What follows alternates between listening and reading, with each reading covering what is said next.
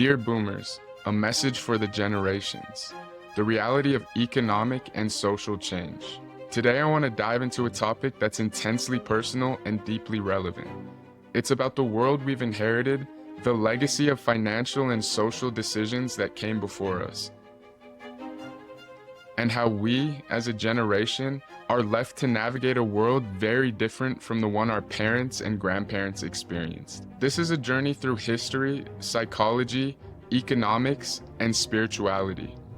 A journey to understand where we are and how we can shape a future of genuine freedom and resilience. Before we dive in, let me start with a quote from a contemporary voice, Charlie Kirk.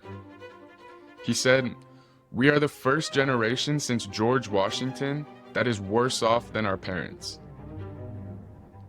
And with that in mind, here's something personal that I wrote for us Gen Zs and Millennials as a sentiment for our parents' and grandparents' generations. The Boomers. There are two separate iterations, one from the perspective of love and one from the perspective of pain. And I'll just let you guys decide which one's from which perspective, but here they are. Dear Boomers, I feel that many in your generation have missed the mark when it comes to family legacy and financial responsibility. Too often, money and assets are hoarded or spent on frequent remodels, keeping up appearances rather than building something lasting. Ideally, the goal should have been to create a better life for your children. Something to help them feel secure, grow, and eventually build for the next generation. In my view, this duty has been overlooked, leaving Millennials and Gen Z in a financially strained position, struggling in ways their parents never had to. With the arrival of my daughter on the way and my son turning 4, I can't relate to this approach. I feel a deep desire to create something lasting, a cushion for them, a foundation that will allow them to live comfortably, build their own lives, and feel supported. When I took my wedding vows with my wife, pledging what's mine is yours and standing by each other, in sickness and in health, it wasn't just about us as a couple. It was a promise to the family we are building and the children we are raising. I believe in giving them every opportunity to succeed without being held back by financial burdens. This isn't about spoiling, it's about empowering. My kids will know the value of hard work and they'll grow up kind, loving, and driven because that's what I'm teaching them. But everything I build, whether in wealth, knowledge, or skills, will be for them. I want them to feel secure, to know that they can come to us for help, whether it's in housing, education, or just through tough times. Empires aren't built overnight. They grow through generations of family passing down not just assets, but values and opportunities. The wealthiest families in history understood this. True wealth is shared with your loved ones, creating a legacy that sustains for generations. That's what I aim to do for my children, their children, and so on. This isn't just about financial support, it's about giving them a foundation of security and love, setting them up to continue this legacy for the future. Dear Boomers, thank you for the comforts you created, the homes, the cars, the roads, and the communities, for the dreams you've chased and the values you've held, for building families, raising kids, and leaving what you thought was a brighter future. We inherited your battles and your comforts, and while we're grateful, we're also left to struggle with the weight of a world burdened by debt, costs, and pressures that have mounted over time. You gave us security in some ways, yet we're left to fight for our own financial freedom, an affordable home, a sense of stability. We don't want to point fingers or place blame. Instead, we want to tell you that we're ready to forge a new path. We want to learn from you, take the best of what you gave, and build a future on values that mean more than materialism. We want a future where success isn't measured by debt, but by fulfillment, dreams, and lives lived with purpose. And so with respect, we ask for understanding as we work to rebuild on new ground, to rise above what we inherited, and to create our own freedoms. And that commences the first part of this video. Let's get into the rest of it, but as we get into it, I want you to think of those two letters that I wrote. Part 2, the comforts of the boomer generation and a changing world. The boomer generation was one of the most financially comfortable in American history. Growing up in the post-World War II economic boom, boomers experienced an era of extraordinary prosperity. The economy surged, industries expanded, and opportunities abounded. For many boomers, their childhood was marked by growth and security, with an economic environment that allowed for comfort on a scale that prior generations could only imagine. Here's a fact of that time frame. In the 1950s and 1960s, the dream of homeownership was achievable on a single income, and college education didn't come with lifelong debt. The average price of a home in 1970 was around $23,400, or roughly $150,000 when adjusted for inflation. Today, that same average home costs closer to $400,000. This disparity in housing affordability has made the dream of home ownership almost impossible for many in our generation.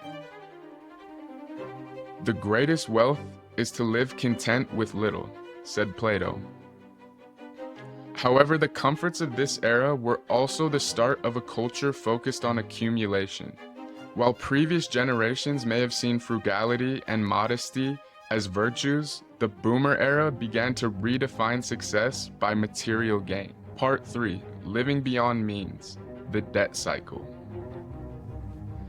With easy access to loans, credit cards, and refinancing options, many boomers were able to live comfortably beyond their means. As the economy grew, so did the culture of leveraging debt. A shift that would leave future generations with burdens they'd never anticipated. Many boomers benefited from rising property values and a lifestyle supported by debt. But that lifestyle is a fragile one, and its consequences are becoming more apparent now. Over 60% of boomers still carry mortgage debt into retirement. A stark difference from the retirement years of their parents, who largely lived debt-free. Approximately 45% of baby boomers haven't saved adequately for retirement, with many relying heavily on Social Security and even re-entering the workforce to meet financial needs. Our generation feels the weight of this reality. We're facing high costs, stagnant wages, and a cultural landscape that didn't prepare us for financial stability, but rather for an endless pursuit of things. Part 4, the housing market crisis for Millennials and Gen Z. The housing market today is one of the greatest barriers facing Millennials and Gen Z. While boomers were able to buy homes at a fraction of today's prices, our reality is quite different. Our incomes haven't kept pace with inflation, and housing costs have soared beyond what many of us can manage.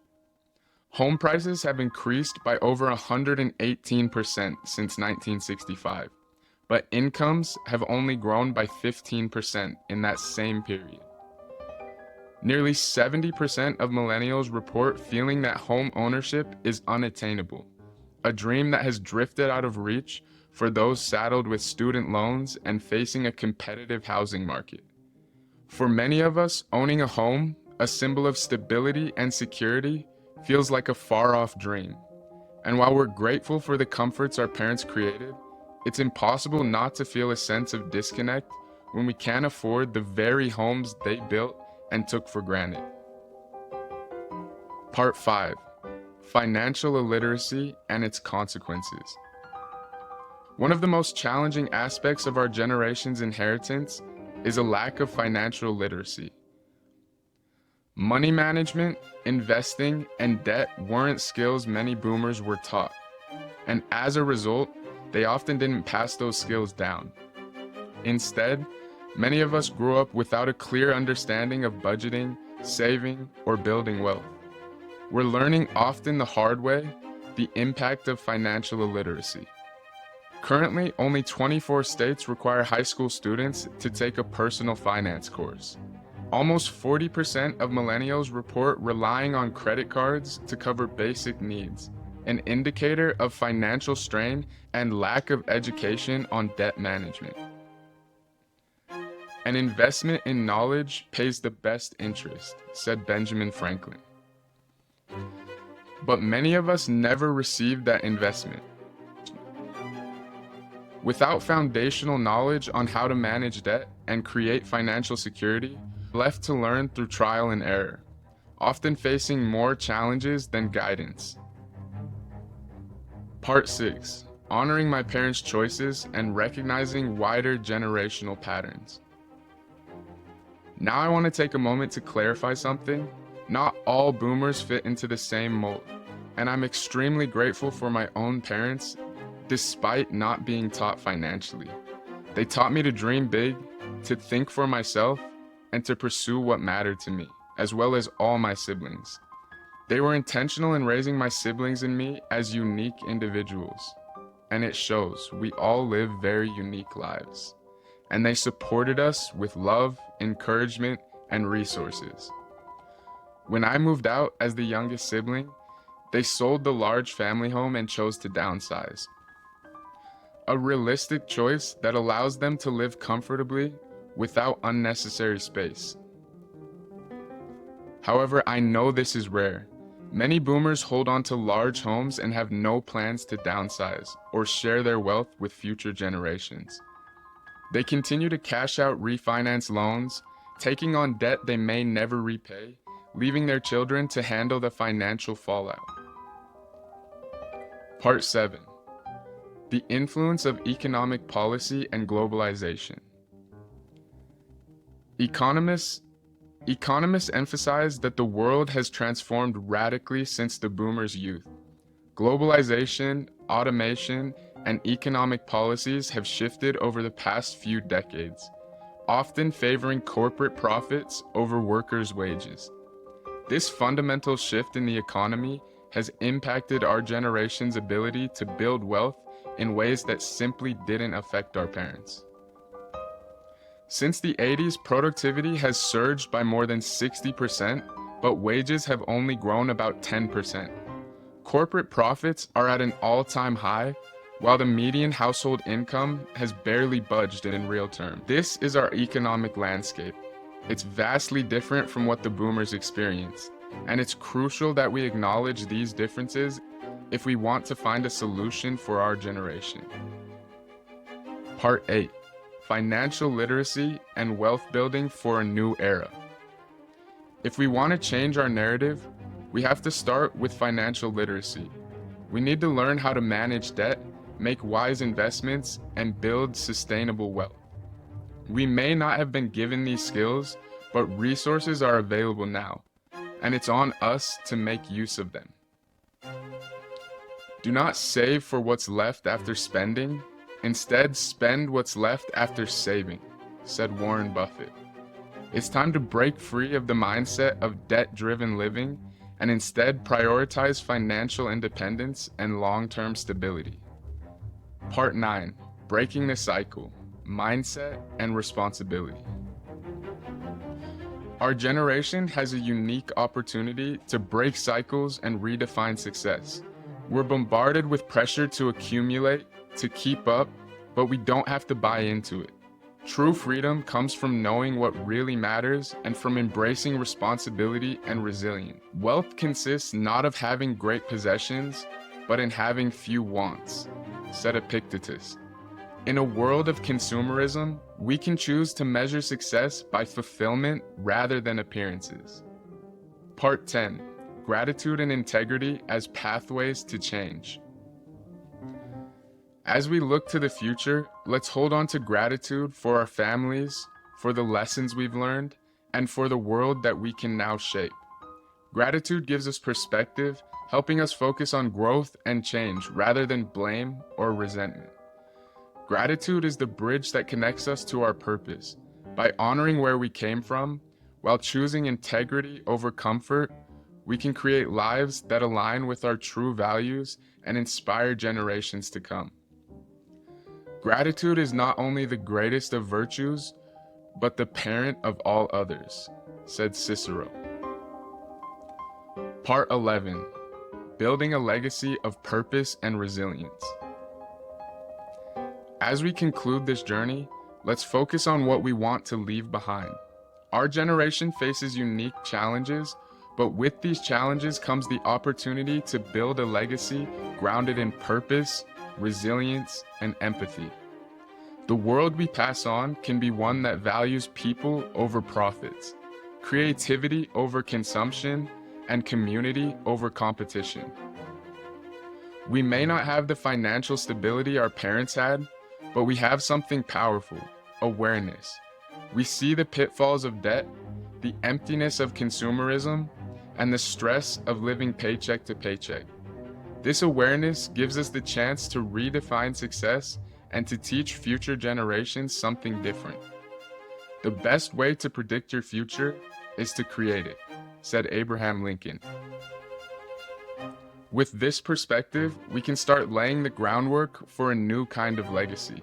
A legacy that isn't just about wealth, but about meaningful contributions, genuine connections, and a world that our children can thrive in. By prioritizing financial literacy, building emotional resilience, and finding our purpose, we can create lives that truly matter. Our responsibility is to honor the best of what our parents and grandparents gave us, while acknowledging where they fell short.